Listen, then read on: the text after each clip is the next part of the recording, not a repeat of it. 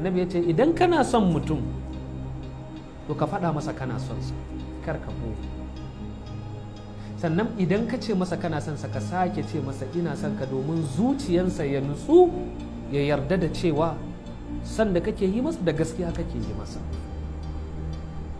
Sannan yana daga cikin jama'a na maganganun manzan Allah sallallahu alaihi wasallama wanda suke saka natsuwa a zuciya. Wani lokaci da manzan Allah ya ce masa sayyidina Umar, ya Umar innama hiya ayyamun tambi fala tahzan.